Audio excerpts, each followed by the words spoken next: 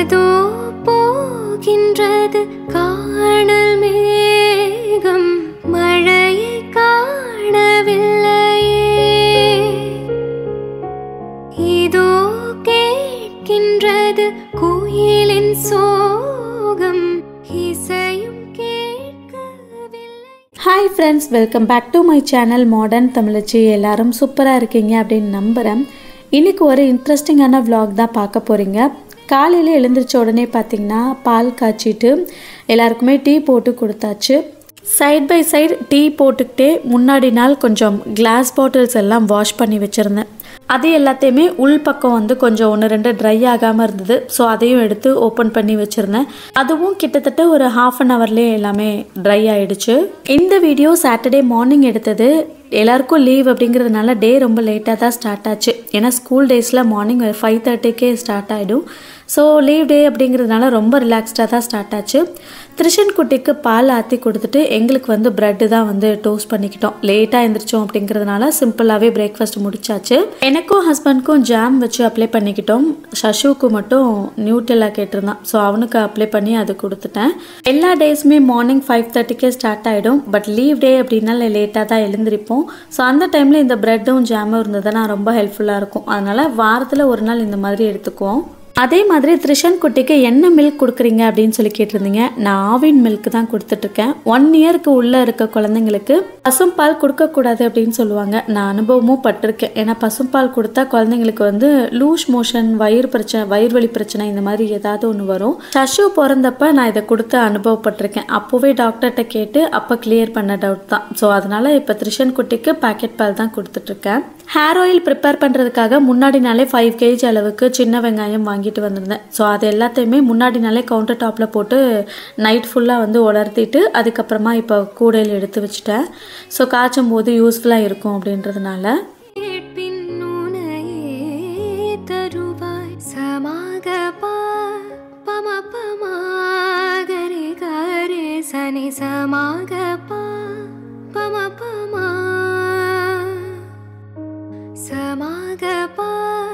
இந்த வீக் ஹஸ்பண்ட்க்கு ஒரு 3 days leave இருந்தது. முடிஞ்ச அளவுக்கு அவங்க இருக்கும் போதே எல்லா ஒர்க்கையும் முடிச்சிடணும் அப்படின்னு நினச்சிட்டு இருந்தேன்.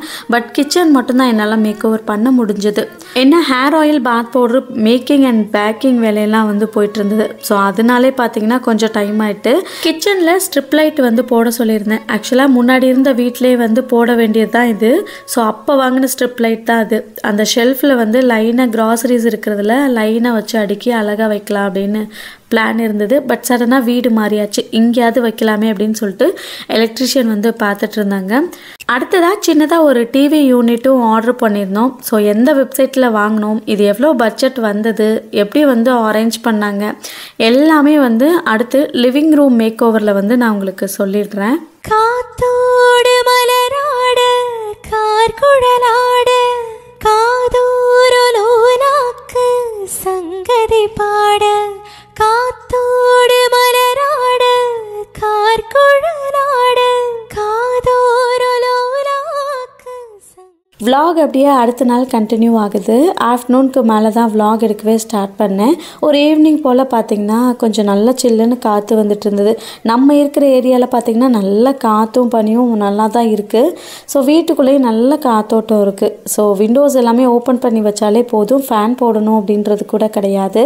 கிச்சன் எல்லாத்தையும் நல்லா நீட்டாக அரேஞ்ச் பண்ணலாம் அப்படின்னு சொல்லிட்டு தான் கிச்சனுக்குள்ளே வந்துட்டேன். நம்ம ஹோம் மேக்கர்ஸ் வந்து இந்த ரூம்லேயே, இந்த வீட்லேயே எந்த இடத்துல நம்ம அதிக டைம் ஸ்பெண்ட் பண்ணுவோம்னு கேட்டால் அது கண்டிப்பாக கிச்சன் தான். இதுவே நல்லா கிச்சனை க்ரீனிஷாக நல்லா பார்க்குறதுக்கு பலன்னு இருந்துச்சு அப்படின்னா நமக்கு வேலை செய்யணும் அப்படின்னு ஆசையாக வரும். சில நேரங்களில் பார்த்தீங்கன்னா பாத்திரம்லாம் வாஷ் பண்ணாமல் கிச்சனே என்னென்னமோ மாதிரி கிடக்கும். பட் அந்த டைம்லலாம் பார்த்தீங்கன்னா நமக்கு கிச்சனுக்குள்ளே வரவே பிடிக்காது. ஸோ வேலை பார்க்கணுமா அப்படின்னு கூட தோணும். அதுக்காகவே பயந்துட்டு ஓரளவுக்கு கிச்சனை நல்லா க்ளீனாக வச்சுக்கணும் அப்படின்னு நினைப்பேன். இந்த மந்த் வாங்கிட்டு வந்த கிராசரிஸ் எதுவுமே இது வரைக்கும் நான் ரீஃபில் பண்ணவே இல்லை. இருக்கிறத வச்சு தான் அட்ஜஸ்ட் பண்ணேன். தேவைங்கிற போது பேக்கெட் ஓப்பன் பண்ணி எடுத்து போட்டுக்குவேன். ஏன்னா கிச்சன் எல்லாத்தையுமே ஃபுல்லாக அரேஞ்ச் பண்ணதுக்கப்புறமா நீட்டாக எடுத்து வச்சுக்கலாம் அப்படின்னு சொல்லிட்டு. கொஞ்சம் பிளாஸ்டிக் கண்டெய்னர்ஸ் மட்டும் இருந்தது. எல்லாத்தையுமே வந்து பார்த்திங்கன்னா கொஞ்சம் கொஞ்சமாக கிளாஸ் கண்டெய்னருக்கு சேஞ்ச் ஆகிறேன். இப்போ வந்து ஃபுல்லாகவே வந்து கிளாஸ் கண்டெய்னருக்கு மாற்றியாச்சு. நம்ம என்னதான் ஒரு பக்கம் நல்லா வீடை க்ளீனாக சுத்தமாக பண்ணி வச்சாலும் ஒரு பக்கம் பார்த்தீங்கன்னா திரிஷன் குட்டி குழந்தைங்க இருக்க வீட்டிலலாம் இதுதான் நடக்கும்னு நினைக்கிறேன். வெங்காயம் எல்லாத்தையும் நல்லா தலைகீழாக கொட்டி விளையாடியாச்சு. ஸோ என்னடா இப்படி பண்ணுறேன்னு கேட்டோன்னா போதும் உடனே அழ ஆரம்பிச்சிடுறது. சரி நீ உன் வேலையை பார்ப்பா, நான் என் வேலையை பார்க்குறேன் அப்படின்னு சொல்லிட்டு அகைன் என்னோட வேலையை ஸ்டார்ட் பண்ணிட்டேன். நான் இந்த மாதிரி ஏதாவது முக்கியமான வேலைகள்லாம் பார்த்துட்டு இருக்கும் போது திரிஷன் குட்டி என்னக்கா பண்ணுவான், எப்படி நீங்கள் சமாளிக்கிறீங்க அப்படின்னு சொல்லி கேட்டிருந்தீங்க. சப்போஸ் அவன் எழுந்திரிச்சிட்டான் அப்படின்னா அவனை கீழே உட்கார வச்சுக்குவேன் கிச்சனில். ஸோ கிச்சனில் இருக்கிற ஸ்பூன்ஸ் பவுல்குள்ளே போட்டு கொடுத்துட்டேன் அப்படின்னா கொஞ்ச நேரம் அதை வச்சு விளையாடுவான். அதுவுமே ஒரு 5 to 10 minutesக்குள்ளே போர் அடிச்சிடும், அடுத்து அழ ஆரம்பிச்சிடுவான். வேறு எதாவது எடுத்து கொடுத்துக்குவேன். இன்னுமே அவனுக்கு இந்த வீடு கொஞ்சம் செட் ஆகலை. பழைய வீடு மாதிரி எல்லா மூளைக்கும் போய் விளையாடணும் அப்படின்னா கொஞ்சம் நாள் எடுக்கும் அப்படின்னு நினைக்கிறேன். இப்போதைக்கு நான் எந்த ரூமில் வேலை பார்த்துட்டு இருக்கனோ அதே ரூமில் அவன் இருக்கணும் அப்படின்னு நினைப்பான். அதாவது என்னோடய அட்டென்ஷன் வந்து அவனை பார்த்துட்டே இருக்கணும் அப்படின்ற மாதிரி இருக்கும் போல். ஸோ எப்பவுமே வந்து அவன் பக்கம் ஒரு கண் வச்சுட்டே தான் வேலை பார்த்துட்ருப்பேன். இந்த ஒரு சின்ன பாட்டில் பார்த்திங்கன்னா 1/2 kg அளவு பிடிக்கும். இதோட ப்ரைஸ் வந்து 176 rupees. டிமார்ட்டில் வாங்கினது தான். நான் எப்போ கடைக்கு போனாலும் சரி, கடைக்கு போயிட்டு ஏதாவது ஒரு பொருள் வாங்குறேன் அப்படின்னா ஆன்லைன்லேயும் ஒரு டைம் செக் பண்ணிக்குவேன் அதில் ப்ரைஸ் எவ்வளோ இருக்குது அப்படின்னு சொல்லிட்டு. ஸோ ரெண்டுலையும் கம்பேர் பண்ணி குவாலிட்டியும் சரி எதுவும் சரி ப்ரைஸ் வந்து கம்மியாக எதில் இருக்கோ அந்த இதில் தான் நான் வந்து ஆர்டர் பண்ணுவேன். அப்படி பார்க்கும்போது நான் டிமார்ட்டில் இருந்துகிட்டே ஆன்லைன்லேயும் செக் பண்ணும்போது ஆன்லைனில் ப்ரைஸ் அதிகமாக தான் இருந்தது. அதனால் டிமார்ட்டே பெஸ்ட் ப்ரைஸ் அப்படின்னு சொல்லிட்டு அங்கேருந்து ஒரு 5 containers வந்து வாங்கியிருந்தேன். செட் ஆஃப் 6 தான் வாங்கியிருந்தேன். பட் பில் போடுற டைமில் 1 broken ஆகிருந்தது. ஸோ அதை ரிட்டர்ன் பண்ணிவிட்டு 5 மட்டும் வாங்கிட்டு வந்திருந்தேன். 1 liter, 1/2 liter, அப்புறம் அதை விட குட்டி கிளாஸ் கண்டெய்னர் அது எல்லாத்தையுமே வந்து லைனாக வந்து 1 by 1 அடுக்கி வச்சுருக்கேன். ஃபஸ்ட்டு 1 liter வந்து பா ஷேப்க்கு வச்சுட்டு நடுவில் ஃபுல்லாக வந்து சின்ன 1/2 liter வந்து அடுக்கி வச்சுட்டு அதுக்கும் கீழே வந்து குட்டி குட்டி கண்டெய்னர் வந்து வச்சுருக்கேன். ஸோ இப்படி பார்க்கும்போது நமக்கு பேக் சைட்லலாம் என்ன இருக்குது அப்படிங்கிறது நல்லாவே விசிபிளாக தெரியும். இதுக்குன்னு ஸ்டெப் ஆர்கனைசர்லாம் இருக்குது. பட் ஃபஸ்ட்டு இது எப்படி ஒர்க் ஆகுது அப்படின்னு பார்த்துக்கலாம், அதுக்கப்புறமா மற்றதெல்லாம் வாங்கி செட் பண்ணிக்கலாம் அப்படின்னு பிளான் பண்ணியிருக்கேன். இந்த வேலை நான் பார்த்துட்ருக்கும் போதே ஹஸ்பண்ட் வந்து 2 பேருக்குமே காஃபி ரெடி பண்ணிட்டாங்க, சாரி டீ ரெடி பண்ணிட்டாங்க. சஷுவுக்கு பால் ஆற்றி ரெடி பண்ணி கொடுத்தாச்சு. என்ன தான் இழுத்து போட்டு எல்லா வேலையும் பார்த்தாலும் அந்த டீ போடுற வேலை மட்டும் எனக்கு செட் ஆகவே ஆகாது. யாராவது ஒருத்தர் டீ போட்டு கொடுத்து அதை வந்து நான் உட்காந்து ரிலாக்ஸ்டாக குடிக்கும் போது தான் அது சாட்டிஸ்ஃபைடாக இருக்கிற மாதிரி இருக்கும். ஸோ அது அப்படியே பழகிடுச்சு. சம்டைம் நானுமே டீ போடுவேன் டெய்லி மார்னிங். இப்போ ஸ்கூல் ஹவர்ஸ்லலாம் நான் தான் போடுவேன்.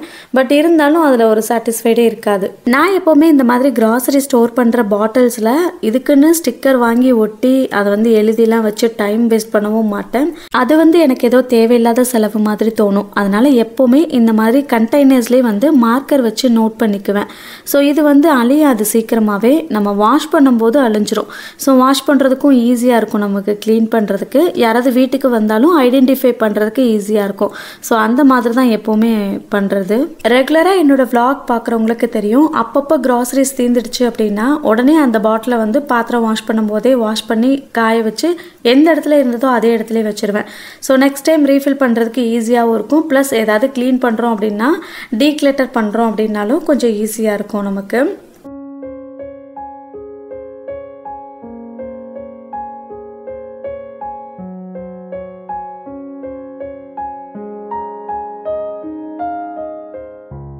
இந்த ஒரு உடன் ட்ரே பார்த்திங்கன்னா சஷுவோட டாய்ஸ் தான். ஸோ அதில் தான் ஏதோ ஒன்று இருந்துச்சு. ஸோ அப்போவே வந்து எடுத்துட்டேன் நான். இதை வந்து பழைய வீட்டில் லிவிங் ரூமில் செட் பண்ணியிருந்தேன். பட் இப்போ வந்து இந்த வீட்டில் ஆயில் கண்டெய்னர் மட்டும் இதில் ஸ்டோர் பண்ணி வச்சிடலாம் அப்படின்னு எடுத்து வச்சிட்ருக்கேன்.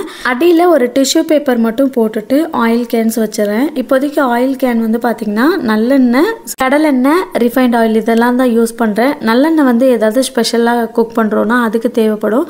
நார்மலாக குக்கிங்க்கு வந்து கடலெண்ணெய் தான் நான் யூஸ் பண்ணிகிட்ருக்கேன். பொரிக்கிறதுக்கு மட்டும் ரிஃபைண்ட் ஆயில் எடுத்துப்பேன். 2 tier ஸ்டெயின்லெஸ் ஸ்டீல் ஆர்கனைசரில் வந்து பார்த்திங்கன்னா டீ ஸ்டேஷன் மாதிரி போட்டிருக்கேன். அதாவது சீனி, நாட்டு சக்கரை, டீ தூள் இது 3 மட்டும் வச்சுருக்கேன். அதுக்கப்புறமா இடிக்கல், ஸ்பூன் ஸ்டாண்ட், ஃப்ரூட்ஸ் பேஸ்கெட் எல்லாமே வச்சுருக்கேன். இப்போதைக்கு இந்த கிரைண்டர் இங்கே இருக்கிறதுனால இடைஞ்சலாக இருக்கிற மாதிரி இருக்குது. ஒன்ஸ் நான் வந்து அரைச்சி முடிச்சிட்டேன் அப்படின்னா அடியில் அந்த ஷெல்ஃப் கடியில் வந்து வச்சிடலாம் அப்படின்னு இருக்கேன். ஸோ அப்படி வச்சிட்டோம் அப்படின்னா இன்னுமே கொஞ்சம் ஸ்பேஸ் நல்லாவே கிடைக்கும். கிரைண்டர் வந்து நான் வாங்கியிருந்தது பார்த்திங்கன்னா கொஞ்சம் நான் வாங்கிட்டு வந்த உடனே எனக்கு ஏதோ ஒரு சாட்டிஸ்ஃபைடே இல்லை. ஸ்மூத்தாக ஓடுது, கேரி பண்ணுறதுக்கு ஈஸியாக இருக்குது, வெயிட்லெஸ்ஸாக இருக்குது. எல்லாமே ஹேண்டில் பண்ணுறது ஈஸியாக தான் இருக்குது. பட் எனக்கு வந்து ரொம்ப ஸ்லோவாக இருந்த மாதிரி இருந்தது. பட் அங்கே செக் பண்ணும்போதே ட்ரம்மு ஸ்லோவாக இருக்கிற மாதிரி இருக்கே அப்படின்னு தான் சொன்னோம். ஆனாலும் நீங்கள் வீட்டுக்கு போய்ட்டு செக் பண்ணிவிட்டு ஏதாவது இஷ்யூஸ் இருந்ததுன்னா கால் பண்ணுங்கள் அப்படின்னு தான் சொன்னாங்க. அதே மாதிரி வீட்டுக்கு வந்த உடனே பார்த்திங்கன்னா அரிசி வந்து அரைப்படவே இல்லை. ஜஸ்ட்டு நான் ஒரு டம்ளர் மட்டும் போட்டு அரைச்சி பார்த்தேன். அதாவது எப்படின்னா நம்ம கல் க்ளீன் பண்ணுவோம் இல்லையா, அதுக்காக ஒரு டம்ளர் ஊற வச்சுருந்தேன். பட் அரைச்சதுக்கப்புறமா பார்த்திங்கன்னா எனக்கு வந்து அரைப்படவே இல்லை. கிட்டத்தட்ட ஒரு 15 மினிட்ஸ் ஆகிடுச்சு. அந்த அரிசி வந்து 2ஆக தான் அரைப்பட்டிருந்ததே ஒழிய வந்து அது ஃபுல்லாகவே அரைப்படலை. ஆனாலும் எனக்கு ஒரு டவுட் ஆகிடுச்சு. ஸோ கஸ்டமர் கேரை கால் பண்ணப்போ ஒரு டம்ளர் எப்படி அரைப்படும், கொஞ்சம் அதிகமாக போட்டு பாருங்கள் அப்படின்னாங்க. திரும்பவும் அதே நாள் ஈவினிங்கே வந்து ஒரு 1/2 கிலோ அளவுக்கு அரிசி போட்டு அரைச்சி பார்த்தேன். அப்போவும் அப்படி தான் இருந்தது. எனக்கு என்னவோ அந்த கை மாதிரி ஒயிட் கலரில் இருக்கும் பார்த்திங்கன்னா, அதுக்கும் அந்த ட்ரம்முக்கும் இடையில கொஞ்சம் கேப் இருந்தது. ஸோ அந்த கேப் இருந்ததுன்னா அரிசி எப்படி அரைப்படும், அந்த டவுட் இருந்துகிட்டே இருந்தது. மேபி அதுதான் ஃபால்ட்டாக இருக்கும் அப்படின்னு நினைக்கிறேன். நம்ம வந்து அதை செட் பண்ணலாம், ஹஸ்பண்ட் வந்து பண்ணித்தரேன்னு தான் சொன்னாங்க. நம்ம எதையாச்சும் பண்ணி சுத்தமாக ஓடவே இல்லை அப்படின்னா ஏதாச்சும் வந்து சர்வீஸ் பண்ண முடியாதுன்னு சொல்லிட்டாங்கன்னா என்ன பண்ணுறது. அதனால் சர்வீஸ் பண்ணுற வரைக்கும் வந்து வெயிட் பண்ணலாம் அப்படின்னு சொல்லிட்டு வச்சாச்சு. இந்த ப்ராடக்ட்டில் எனக்கு இந்த ப்ராப்ளம் இருக்கிறதுனால தான் உங்ககிட்ட நான் வந்து டைரெக்டாக சஜஷன் கேட்டேன். ஸோ ஒரு சிலருக்கு வந்து நல்லா இல்லைன்னா சொல்லுவீங்க இல்லையா, பட் எல்லாமே வந்து அங்கேயே டெமோ எல்லாமே பார்த்துட்டு தான் வந்தாது. ஏன்னா பழைய கிரைண்டர் ஹேண்டில் பண்ணுறதை விட இந்த கிரைண்டர் வந்து ரொம்பவே ஈஸியாக ஹேண்டில் பண்ணலாம். எல்லாமே வந்து எனக்கும் தெரியும். மெனுவும் பார்த்தேன், யூடியூப்லேயும் நிறைய சர்ச் பண்ணி பார்த்துட்டேன். இப்படி தான் நான் போடுற மாதிரி தான் அவங்களும் வந்து நிறைய ரிவ்யூ கொடுத்துருந்தாங்க. ஸோ இந்த வேலைக்கு நடுவில் பார்த்திங்கன்னா டின்னருக்கு டைம் ஆகிடுச்சு. ஸோ அதனால் வந்து இடியாப்பமும் தேங்காய் பாலும் பண்ணலாம் அப்படின்னு சொல்லிட்டு இடியாப்பம் வந்து நான் மாவு பிசைஞ்சு வச்சேன். ஹஸ்பண்ட் வந்து எனக்கு ஹெல்ப் பண்ணாங்க, அவங்களே வந்து சுட்டுட்டாங்க. ஸோ ரொம்ப டைம் ஆகிடுச்சு, அதனால் நானே பண்ணிடுறேன் அப்படின்னு சொல்லிட்டு ஒரே தான் முடிச்சிடலாம் வேலையை அப்படின்னு சொல்லிட்டு ஒரே டைம்லேயே வந்து நிறைய வந்து சுற்றி விட்டுட்டாங்க. சீக்கிரமாக வேலை முடிஞ்சிடும் அப்படின்னு சொல்லிட்டு அப்புறம் தேங்காய் பாலும் அவங்களே அரைச்சி ரெடி பண்ணிட்டாங்க. நான் வந்து இதெல்லாம் க்ளீன் பண்ணிவிட்டு கிச்சனையும் க்ளீன் பண்ணி முடிச்சிட்டேன். மாவும் அரைச்சி முடிச்சிட்டேன். மாவு வந்து ஒன்ஸ் வந்து அந்த அரிசி ஓரளவுக்கு நல்லா கொஞ்சம் குருணை ஆயிடுச்சு அப்படின்னா டக்குன்னு ரெடி ஆயிடுது. அது ஆனால் அந்த அரிசி மட்டும் அரைப்படுறதுக்கு கொஞ்சம் டிலே ஆகுது.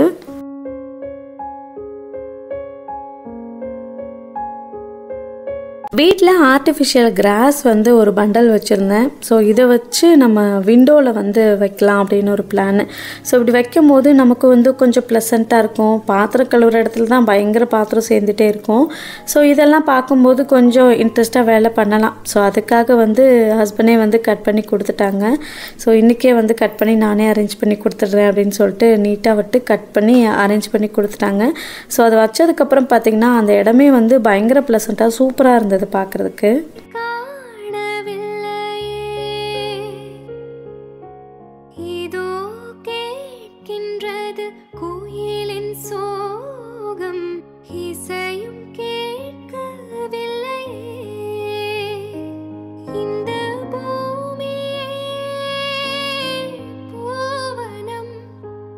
ஸ்ட்ரிப் லைட்லாம் போட்டதுக்கப்புறமா லுக் எப்படி இருக்குது அப்படின்றத நீங்களே பார்த்து சொல்லுங்கள்.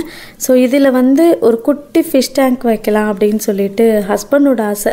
எனக்கு ஆக்சுவலாக இந்த அனிமல்ஸு இதெல்லாம் தொடுறதுக்கே பயம். பட் அவங்க வந்து வீடு ஃபுல்லாக அங்கங்கே ஃபிஷ் நிறைய வளர்க்கணும் அப்படின்னு ஆசைப்படுவாங்க. இந்த டைம் லூலு மால் போயிருந்தப்போ அவங்க வந்து ஒரு குட்டி ஃபிஷ்ஷு ஃபைட்டர் ஃபிஷ் வந்து வாங்கிட்டு வந்திருந்தாங்க. அதுக்காக ஒரு குட்டி ஜார் வாங்கிட்டு வந்திருந்தோம். ஸோ இதில் வந்து வச்சிடலாம் அப்படின்னு சொல்லிட்டு சிங்க் மேலே வைப்போம் அப்படின்ட்டு இருந்தாங்க. பட் எனக்கு என்னவோ அதில் வந்து கீழே விழுந்துடுமோ அப்படின்னு பயம். இங்கே வேறு காற்று பயங்கரமாக அடிக்குமா, விண்டோ வழியாக கொஞ்சம் பலமாக காற்று அடிச்சதுன்னா கீழே விழுந்தாலும் விழுந்துரும் அப்படின்னு சொல்லிட்டு கீழே வச்சிடலாம் அப்படின்னு சொல்லிட்டு வச்சாச்சு. நல்லா ஒயிட் கலரில் இருந்தது இந்த ஃபைட்டர் ஃபிஷ், பார்க்குறதுக்கு பயங்கரமாக இருந்தது. இது எப்படி வந்து வளர்க்குறீங்க அப்படின்னு சொல்லி கேட்டிருந்தீங்க.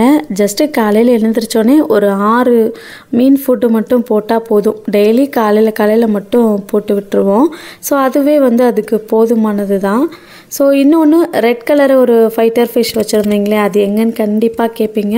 ஸோ அதையுமே லைட்டாக வாஷ் பண்ணிவிட்டு நல்லா புது தண்ணியில் வந்து அவரை விட்டாச்சு.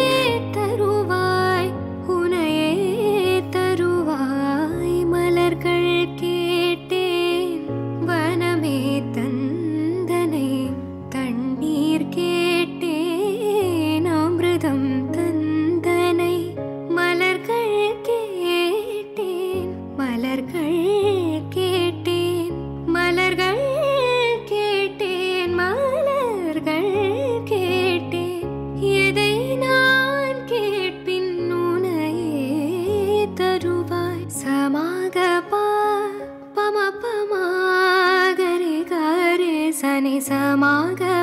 ஆஃப்டர் லுக் எப்படி இருக்குது அப்படிங்கிறத மறக்காமல் கமெண்ட் பண்ணுங்கள். இன்றைக்கி வீடியோவோட எண்டுக்கு வந்தாச்சு. இன்றைக்கி வீடியோ உங்கள் எல்லாருக்கும் பிடிச்சிருக்கும் அப்படின்னு நம்புகிறேன். பிடிச்சிருந்துன்னா வீடியோக்கு ஒரு லைக் கொடுத்துட்டு சேனலை மறக்காமல் சப்ஸ்கிரைப் பண்ணிக்கோங்க. இன்னொரு vlogல மீட் பண்ணலாம். தேங்க்யூ.